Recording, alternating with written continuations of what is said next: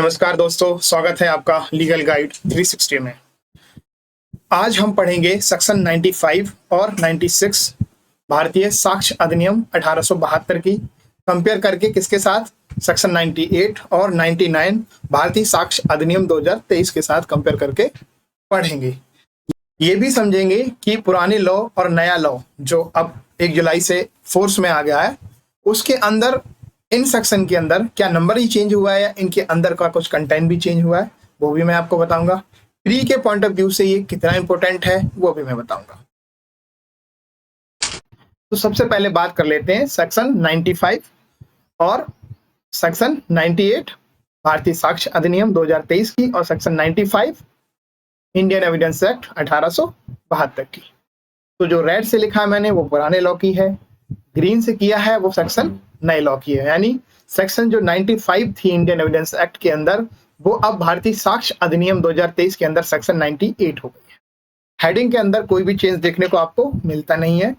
तो एक चीज तो आपके लिए ये पूछा जा सकता है, सिंपल सा, ठीक है, बहुत ज्यादा इंपॉर्टेंट नहीं है पर हाईली प्रोबेबल नहीं है, पर मे भी पूछ ले। क्या जो ये सेक्शंस है वो क्या बात कर रही हैं? तो evidence as to document unmeaning in reference to existence fact.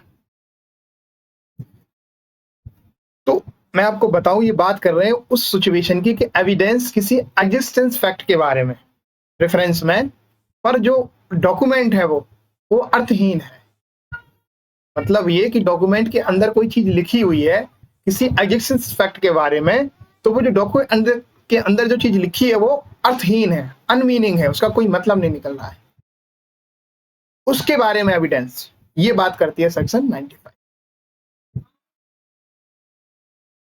और अगर इजी में करूं इसको, तो जो एग्जिस्टेंस तथ्य हैं उनके संदर्भ में अर्थहीन दस्तावेजों के बारे में साक्ष्य ये बात करती है सेक्शन। इसको समझ लेते हैं, मैं बहुत इजी तरीके से आपको समझाऊंगा, अभी परेशान नहीं होना है। ये लैंग्वेज थोड़ी सी टफ लिखी हुई है, घबराने की कोई आवश्यकता नहीं। When language used in document is plain itself, when language used in document is plain itself। अब मैं बताऊं आपको, सपोज करो ये एक डॉक्यूमेंट है, अब इसके अंदर कोई भी चीज लिखी है, जैसे XYZ कोई भी चीज लिखी हुई है, ठीक है, ये डॉक्यूमेंट है, ठीक है। अब इस डॉक्यूमेंट में कोई चीज लिखी है किसी भाषा में, अब इसकी जो लैंग्वेज है इस डॉक्यूमेंट की वो अपने आप में स्पष्ट है। पहली चीज तो ये कि अब ये जो डॉक्यूमेंट मैंने लिया इसके अंदर ये जो भाषा लिखी है ना, ये अपने आप में स्पष्ट है। अब ऐसी सिचुएशन लेके चलोगे, एक डॉक्यूमेंट है और उसके अंदर जो लैंग्वेज यूज हुई है ना वो अपने आप में स्पष्ट है, but is unmeaning in reference to existence fact.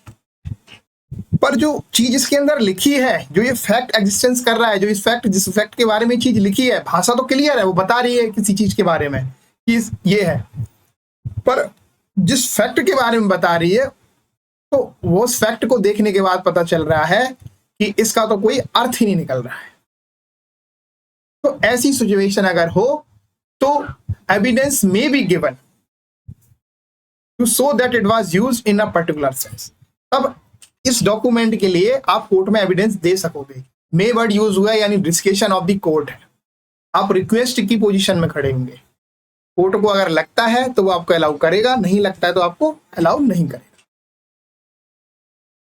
इसलिए आप एविडेंस दे सकोगे पर्टिकुलर सेंस में कि ये जो बात लिखी है, ये लैंग्वेज लिखी किस सेंस में लिखी हुई है, इसके बारे में आप एविडेंस दे सकोगे।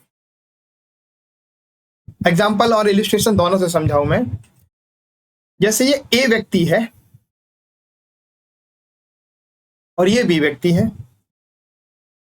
अब जो ये ए व्यक्ति है इसने क्या किया, अपना एक हाउस एक सेल डीड के द्वारा बी को बेचा। ये एक घर जो है इस ए व्यक्ति ने बी को एक सेल डीड के द्वारा बेचा, ठीक है। ये इसके अंदर ये मान के चलो, इस डॉक्यूमेंट के अंदर ये लिखा हुआ है कि ए अपना घर बी को बेच रहा है और एक सेल डीड एग्जीक्यूट हो गई, ठीक है, और उसमें लिख दिया कि जो कि कोलकाता में है। अब फैक्ट निकल के ये आता है कि ए का तो कोई घर ही कोलकाता में नहीं है, बल्कि फैक्ट ये निकल के आता है कि ए का घर हावड़ा के अंदर है, और उस जो हावड़ा के अंदर जो घर है ए का, उस पे ऑलरेडी बी पोजीशन में है। जिस दिन इस सेल डीड बन रही थी उस दिन से पहले से ही बी क्या था, इस हावड़ा वाले घर की पोजीशन में था। तो ये सेक्शन जो 95 है उसके नए लॉ में कॉरस्पॉन्डिंग सेक्शन 98 वो हमें ये पावर देती है कि हम अब एविडेंस दे सके कोर्ट के अंदर इस घर के रिलेटेड कि इसके अंदर जो ये लैंग्वेज लिखी थी, जो घर की बात हो रही थी, वो हावड़ा वाले घर की बात हो रही थी। जो ये डीड है ये हावड़ा वाले घर के रिगार्डिंग थी। इतनी सी बात बस इस सेक्शन के अंदर आपको समझनी है। सिंपल सा समझो, एक ऐसी सिचुएशन है कि एक डॉक्यूमेंट के अंदर लैंग्वेज तो बड़ा क्लियर लिखी हुई है, पर उसके अंदर जो लैंग्वेज लिखी हुई है वो डॉक्यूमेंट को क्या बना दे रही है, अर्थहीन बना दे रही है, अनमीनिंग बना दे रही है, उसका कोई मतलब नहीं निकल रहा है। फॉर एग्जाम्पल मैं समझूं जैसे आपको कि एक व्यक्ति है, वो ये कहे कि मेरा घर राजौरी गार्डन में है और वो घर मैं आपको बेच रहा हूं, और उसने बी को सेल डीड पे बेच दिया। अब फैक्ट निकल के आया तो ये निकल के आया कि भाई साहब ए का घर जो है वो राजौरी गार्डन में ना होके पंजाबी बाग में है, और जिसके ऊपर ऑलरेडी बी पोजीशन में है, कब्जा करके बैठा हुआ है जिस दिन से सील डीड हुई है। तब आप इसके रिगार्डिंग एविडेंस दे सकोगे कि इस डॉक्यूमेंट में जो सेल डीड हुई है ना वो इस घर के रिगार्डिंग है, क्योंकि राजौरी गार्डन में तो ए के पास कोई घर है ही नहीं, उसके पास सिर्फ एक घर है, और वो घर कहां पे है, पंजाबी बाग के अंदर। ये इस सेक्शन का मतलब है। नेक्स्ट सेक्शन जो है 96 इंडियन एविडेंस एक्ट की, मैंने बताया आपको मैं जो रेड से करता हूं वो ओल्ड लॉ की है और ग्रीन से करता हूं वो न्यू लॉ की है, ठीक है। ऐसे ही मैं डेफिनेशन के अंदर अगर रेड से लिख के कर रहा हूं मतलब ये चीज हटा दी गई है, पुराने लॉ के अंदर ये चीज थी, नए लॉ के अंदर अगर मैं ग्रीन से कर रहा हूं कोई चीज तो वो ऐड हुई है, और ग्रीन से नहीं कर रहा हूं तो सेम एज इट इज जो ओल्ड लॉ में थी वही नए लॉ में भी है। सेक्शन 96 और उसकी कॉरेस्पॉन्डिंग सेक्शन 99 को अगर हम पढ़ें तो ये बात करती है evidence as to application of language which can apply to one only और सेवरल पर्सन। इसको मैं समझाऊं, ये बात कर रहे हैं कि उस भाषा को लागू होने के बारे में साक्ष्य, उस भाषा के लागू होने के बारे में साक्ष्य जो कई व्यक्तियों में से केवल एक को लागू हो सकती है। उस भाषा के बारे में, उस भाषा के लागू होने के बारे में साक्ष्य जो कई व्यक्तियों में से केवल एक को लागू हो सकती है। When the facts are such that the language used might have been, अब लैंग्वेज पे बहुत ज्यादा मत जाओ, मैं जो एग्जांपल से आपको समझाता हूं आप उसको समझो, सिचुएशन समझोगे, इस तरह की सिचुएशन होगी तब आपको क्या करना है। एग्जाम के पॉइंट ऑफ व्यू से सिर्फ इसकी सेक्शन पूछ सकता है और बहुत ज्यादा नहीं पूछेगा। बहुत ज्यादा पूछ सकता है कि ऐसी सिचुएशन में मे प्रिज्यूम होगा, ठीक है, मे होगा या सेल होगा, ये चीज पूछ सकता है। Evidence as to application of language मैं ऑलरेडी बता दिया हूं कि उस भाषा के लागू होने के बारे में साक्ष्य जो कई व्यक्तियों में से केवल एक को लागू हो सकती है। When the facts are such that the language used might have been meant to apply to anyone and could not have been meant to apply to more than one of several person or thing, evidence may be given. Evidence may be given. तो यहां पे भी क्या आ गई, discussion power of the court. आप request की position में खड़े हो गए, आप रिक्वेस्ट कर सकते हो, सिर्फ एविडेंस दे सकते हो, पर वो कोर्ट के ऊपर है कि उसे ले या ना ले। अब मैं आपको समझाऊं, वैन मतलब जबकि तथ्य ऐसे हैं कि प्रयुक्त भाषा कई व्यक्तियों चीजों में से, कई व्यक्तियों या चीजों मतलब थिंक, चीजों में से किसी एक को लागू होने के लिए क्या है, इंटेंट है, अभिप्रेत है, तथा एक से अधिक को लागू होने के लिए अभिप्रेत नहीं हो सकती थी, तब उन तथ्यों का साक्ष्य दिया जा सकेगा।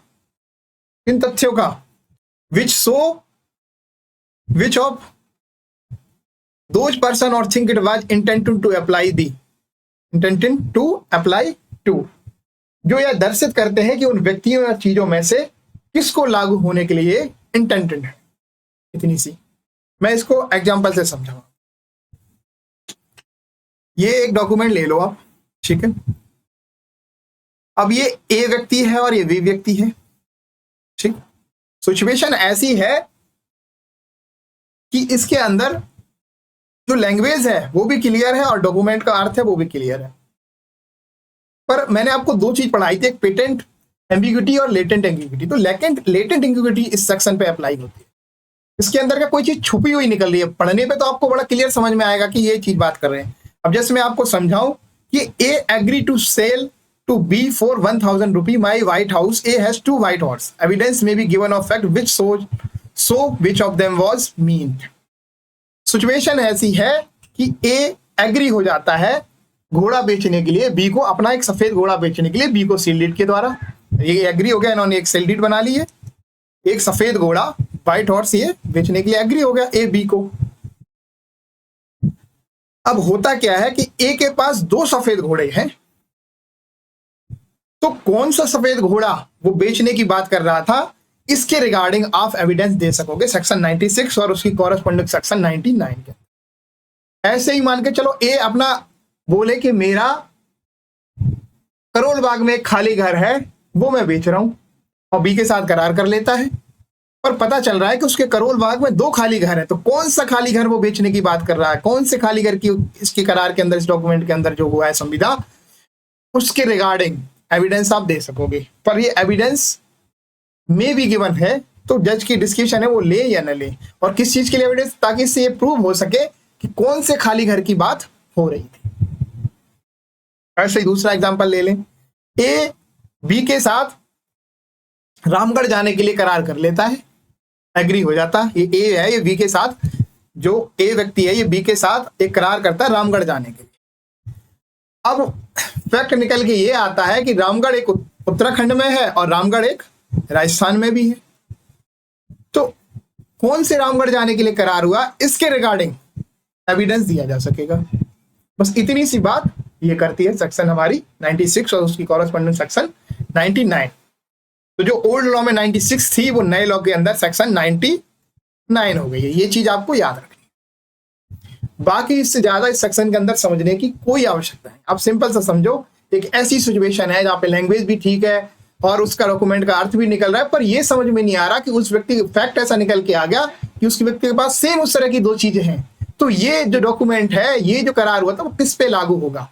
तब इस चीज को प्रूव करने के लिए कि कौन सी चीज की बात हो रही थी, उसके रिगार्डिंग आप एविडेंस दे सको, और ये डिस्कशन ऑफ द कोर्ट होगा। एक्सरसाइज कर लेते हैं। For proving execution of a registered bill, एक रजिस्टर्ड बिल के एग्जीक्यूशन निष्पादन को प्रूव करने के लिए क्या होगा, we necessary to call at least 2 attesting witness, मतलब कम से कम 2 अटेस्टिंग विटनेस आपको कॉल करने पड़ेंगे। क्या ये बात सही है? दूसरी बात जो बी ऑप्शन है, we necessary to call at least 1 attesting witness, कम से कम 1 अटेस्टिंग विटनेस की आपको आवश्यकता होगी। क्या ये बात सही है? Not necessary to call any attesting witness, क्या रजिस्टर्ड बिल के एग्जीक्यूशन को प्रूव करने के लिए कोई भी अटेस्टिंग विटनेस की आवश्यकता नहीं है। We necessary to call to registrar, क्या रजिस्ट्रार को कॉल करने की आवश्यकता होगी। तो आंसर इसका जो है वो आंसर है B, we necessary to call at least 1 attesting witness. और ये हमें पता कहां से चलता है, तो आप अगर इंडियन एविडेंस एक्ट पुराने लॉ की सेक्शन पढ़ रहे हो तो section 68 of Indian evidence act पढ़ो, कॉरेस्पॉन्डिंग सेक्शन इसकी नए लॉ में पढ़ो तो सेक्शन 67 भारतीय साक्ष्य अधिनियम 2023, उसके अंदर बताया गया है कि कोई जो रजिस्टर्ड बिल उसके एग्जीक्यूशन को अगर आपको प्रूव करना है तो at least 1 attesting witness required. Question number 2 कर लेते हैं। एडमिशंस होते हैं, कंक्लूसिव प्रूफ होते हैं, मे ऑपरेट एज एस्टॉपल, उन्हें एज एस्टॉपल यूज किया जा सकता है, ऑलवेज इरेलीवेंट होते हैं, नन ऑफ द अबव, इनमें से कोई नहीं। तो बताओ, तो कंक्लूसिव प्रूफ तो होते नहीं है, ऑलवेज इरेलीवेंट होते नहीं है, नन ऑफ द अबव है नहीं, तो आंसर बजा इसका बी। थोड़ा सा इजी था, अगर आपको थोड़ा भी पता होगा तो अभी आराम से कर लो। मे ऑपरेट एज एस्टॉपल कौन सी सेक्शन के अंदर है, ये सेक्शन 31 इंडियन एविडेंस एक्ट, और इसकी कॉरेस्पॉन्डिंग सेक्शन की बात करें तो 25 BSA, आप इसको पढ़ो। तो ये admissions are may operate as estoppel.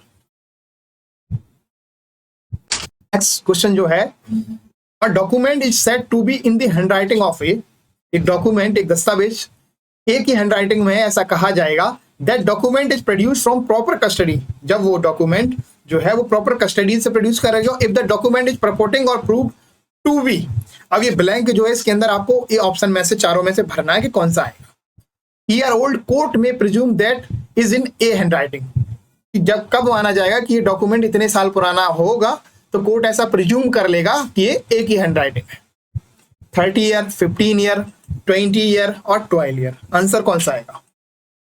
Answer आएगा 30 ईयर। मैंने बहुत पीछे ही पढ़ाया था, सेक्शन 90 अगर आप देखोगे इंडियन एविडेंस एक्ट की, और अगर इसकी कॉरेस्पॉन्डिंग सेक्शन की बात करें तो 92 BSA, इसके अंदर आपको देखने को मिल जाएगा कि एटलीस्ट 30 ईयर ओल्ड अगर कोई पेपर है और वो प्रॉपर कस्टडी में किसी को उससे भेजा गया है, प्रोड्यूस करा गया, तो कोर्ट ऐसा में प्रिज्यूम करेगा कि ये इसकी ही हैंडराइटिंग है। नेक्स्ट क्वेश्चन है, the question is whether A committed a crime at Kolkata. तो क्वेश्चन ये है कि ए ने कोलकाता के अंदर कोई क्राइम कमिट किया है ऑन अ सर्टेन डे, किसी दिन। The fact that one that day A was at Chennai, fact ये निकल के आता है कि उस दिन जो ए था वो चेन्नई में था, तो ये रेलिवेंट है as a motive for fact and issue, as a motive होगी फैक्ट एंड इशू के लिए, as introductory to fact and issue, introductory to fact and issue के रिगार्डिंग ये रेलिवेंट होगा, as preparation of relevant fact, तो preparation of relevant fact के regarding relevant होगा, as it make the existent of fact issue highly improbable, वो fact and जो issue है उसकी एग्जिस्टेंस के रिगार्डिंग ये हाईली इम्प्रोबेबल रेलिवेंट होगा। तो आंसर इज डी। और अगर इसको सेक्शन देखना चाहो तो सेक्शन कौन सी हो जाएगी? 11 Indian evidence act. Corresponding section की अगर बात करें तो 9 BSA 2023। ठीक है, ये तो एक्सरसाइज हो गई। Thank you so much. अगर आपको मेरा पढ़ाया हुआ लेक्चर समझ में आता, नहीं आता समझ में, तो हम एक व्हाट्सअप करके कॉल कर सकते हैं, दोबारा वीडियो रिपीट करें, मैं बहुत इजी तरीके से आपको समझाता हूँ। Please like, share and subscribe, join our Telegram channel to get free study material. अगर आपको इसकी PDF चाहिए और फ्री स्टडी मटेरियल इससे रिगार्डिंग कुछ भी चाहिए तो आप मेरे इस QR कोड को स्कैन करके इजीली मेरे टेलीग्राम चैनल से इसको डाउनलोड कर सकते हैं। इसके अलावा भी मैं यूट्यूब की जो वीडियोस होते हैं उसके डिस्क्रिप्शन लिंक में ऑलरेडी टेलीग्राम की लिंक डाल देता हूं, जहां से आप इजीली PDF डाउनलोड कर सकेंगे। Thank you so much. मिलेंगे कल फिर एक नए लेक्चर के साथ, तब तक के लिए धन्यवाद।